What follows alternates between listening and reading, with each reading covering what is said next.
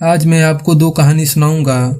पहली कहानी सफलता ना मिले तो निराश नहीं होना चाहिए, इस बारे में है।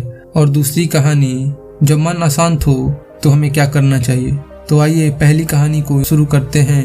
एक बार की बात है, महात्मा बुद्ध प्रवचन देने बैठे थे।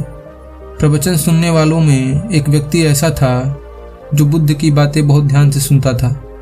उस व्यक्ति को लगता था कि बुद्ध की बातें तो अच्छी हैं, लेकिन जीवन में कोई परिवर्तन नहीं हो रहा।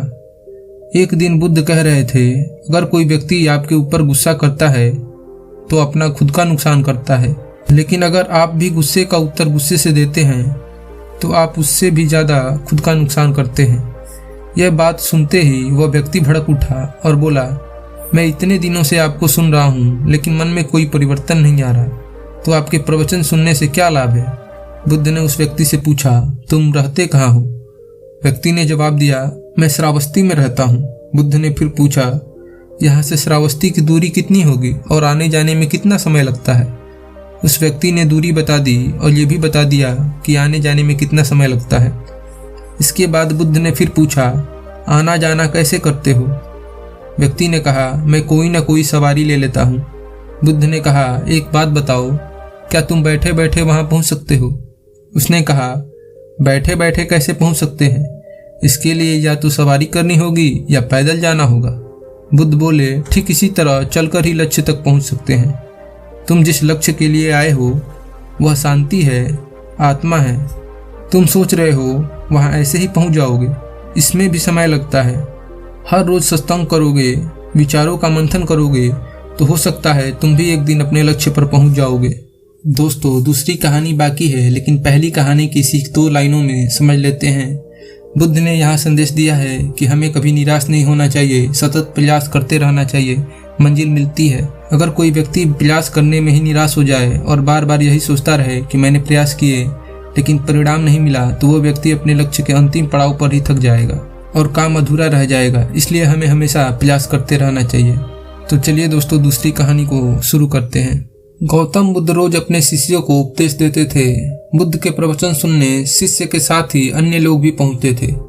एक दिन जब बुद्ध प्रवचन दे रहे थे, तभी एक व्यक्ति पहुंचा और बोला कि तथागत, मैं आपसे बहुत सारे प्रश्न पूछना चाहता हूं। मेरा मन बहुत अशांत है, कृपया मेरे प्रश्नों के उत्तर दें ताकि मेरा मन शांत हो सके।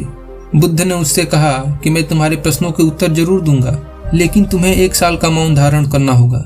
1 साल के बाद तुम जो भी पूछोगे तुम्हें उसका उत्तर जरूर मिल जाएगा।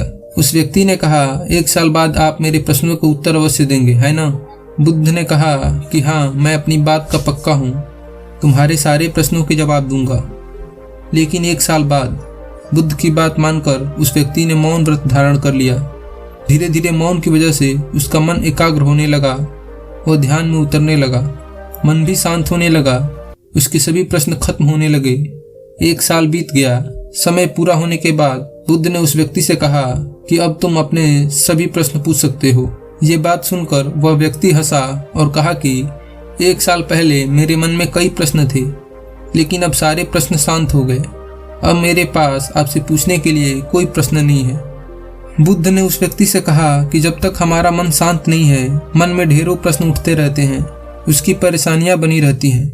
अज्ञान और भ्रम की वजह से हमारा मन प्रश्नों के उत्तर तक पहुंच ही नहीं पाता।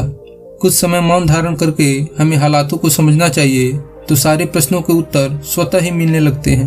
मन शांत हो जाता है तो सभी प्रश्न भी खत्म हो जाते हैं। सारी चीजें हम आसानी से समझने लगते हैं और जीवन में सुख शांति मिल जाती है।